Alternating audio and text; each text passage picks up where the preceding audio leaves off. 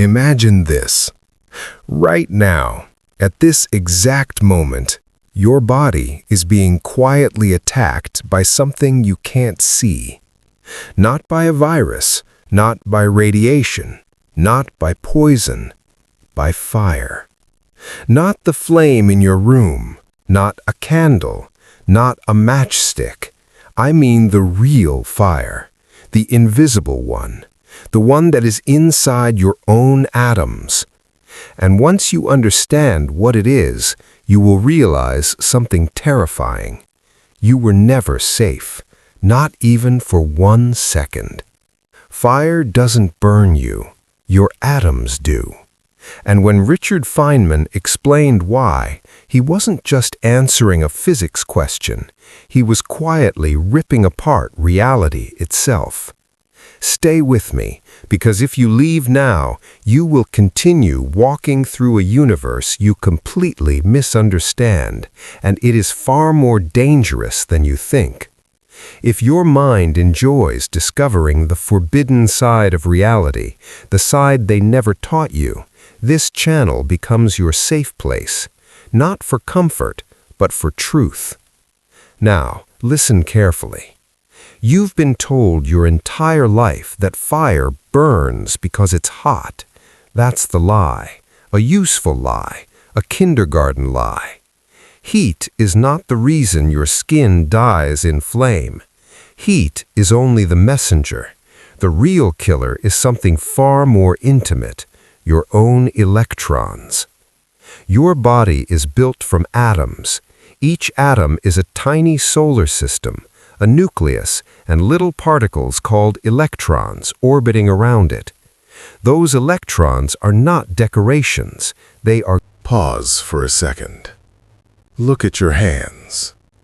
Those hands are temporary. They are not your final form. They are borrowed matter waiting to be rearranged. Fire is not destruction. Fire is permission.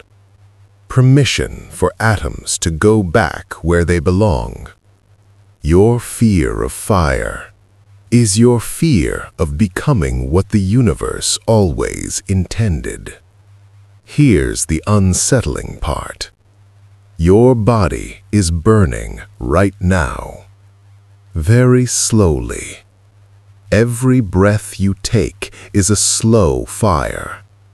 Oxygen is reacting with your food molecules.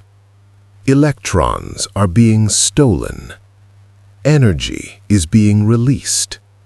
Heat is produced. You are literally a controlled flame. You are a walking fire that hasn't collapsed yet. Life is fire on a leash. Death is the leash snapping. Which means the flame in a candle is not different from you. It is simply faster, more honest, less patient. The candle is already what you are becoming. And the most terrifying truth: fire does not need to touch you to destroy you. All it needs is access to your electrons.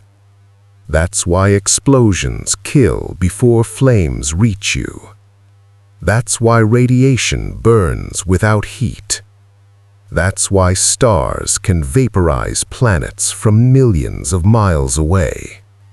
Not by touching, but by stealing identity at the atomic level. So ask yourself, if your existence depends on electrons staying loyal, and the universe is constantly trying to rearrange them, how temporary are you really? Because once you see fire correctly, you will realize something chilling. Fire is not your enemy. Fire is your future. And your body is already preparing to become smoke. And now the question that should not feel comfortable in your mind. if your atoms are only you because they haven't been Feynman once said something terrifying in its simplicity. All things are made of atoms, and those atoms are always moving, not resting, not stable, moving, which means rearranging, which means becoming something else. Everything you love, your home, your body, your name, are not objects.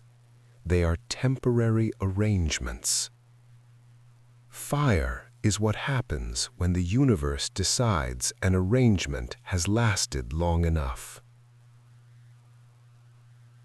And now think about this. Why does fire rise? Because hot air is lighter, right? No, that's the child version. The real answer is worse. Fire rises because the universe is lifting released energy away from the place it came from, like a wound exhaling pain. The flame is not going up. It is matter leaving a past version of itself. Smoke is not waste. It is the ghost of structure.